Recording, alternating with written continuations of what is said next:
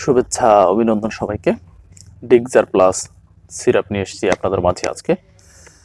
আজকে জানতে পারবেন এই ডিগজার প্লাস সিরাপটি আপনারা কেন গ্রহণ করবেন, কিভাবে গ্রহণ করবেন, এর পার্শ্ব প্রতিক্রিয়া সমূহ, গর্ভাবস্থায় এটি গ্রহণ করা যাবে কিনা, কোন কোম্পানি প্রস্তুত করে থাকেন এবং এর বর্তমান মূল্য সম্পর্কে ধৈর্য সহকারে আমার এই ভিডিওটি দেখুন, জানতে পারবেন সবকিছুই। তার আগে অবশ্যই আমার এই চ্যানেলটিকে আপনারা সাবস্ক্রাইব করে রাখুন এবং বেল আইকনটি টিপে রাখুন, যাতে পরবর্তী মেডিসিন বিষয়ক তথ্য টিপস আপনারা পেতে পারেন।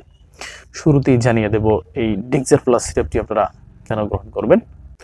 সাধারণত সর্দি, জ্বর, অ্যালার্জিক রাইনাইটিস বা অন্যান্য উপরের শ্বাসযন্ত্রের অ্যালার্জিক কারণে সৃষ্ট লক্ষণগুলো উপশম করে। যেমন কাশি যাদের রয়েছে তারা এটিকে গ্রহণ করতে পারেন। সর্দি ও হাঁচি যারা দিচ্ছেন তারা এটিকে গ্রহণ করতে পারেন। যাদের নাক ও গলা চুলকানো রয়েছে তারা এটিকে গ্রহণ করতে পারবেন। চুলকানি, জলযুক্ত চোখ, নাক বন্ধ হয়ে যাওয়া সমস্যায় এই সিরাপটি গ্রহণ করা যাবে।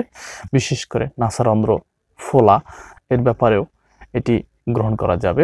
আপনাদের প্রচুর পরিমাণে যাদের কাশি রয়েছে তারা এটিকে গ্রহণ করতে পারবেন। এটি কাশির জন্য খুবই গুরুত্বপূর্ণ এবং কার্যকরী একটি সিরাপ। এবারে জানিয়ে দেব এটি কিভাবে আপনারা গ্রহণ করবেন। সেবন বিধি: প্রাপ্তবয়স্ক এবং শিশু 12 বছর বা তার ঊর্ধ্বে 1 চা চামচ বা 5 মিলি প্রতিদিন 4 ঘন্টা পর পর গ্রহণ করবে।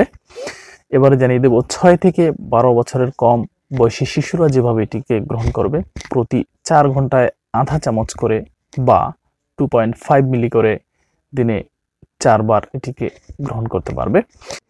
2 থেকে 6 বছরের বয়সী শিশুরা এটিকে অবশ্যই সাবধানতার সহিত অবলম্বন করবে। বিশেষ করে ডাক্তারের পরামর্শ অনুযায়ী এই সময় এই সিরাপটি গ্রহণ করা উচিত। এবারে জানাবো 2 বছরের কম বয়সী শিশুরা এটিকে গ্রহণ করতে পারবে কিনা। 2 বছরের কম বয়সী শিশুরা এটিকে গ্রহণ করা উচিত নয়। এবারে জানিয়ে দেব এই সিরাপটি গ্রহণের পার্শ্ব প্রতিক্রিয়া সম্পর্কে। এটি তন্দ্রা, অলসতা এবং কোষ্ঠকাঠিন্য সৃষ্টি করতে পারে। অন্যান্য পার্শ্ব প্রতিক্রিয়া যা ঘটতে পারে তার মধ্যে রয়েছে পাকস্থলীর অস্থিরতা। মরফিন ধরনের উপরে শারীরিক নির্ভরতার কোনো প্রমাণ নেই।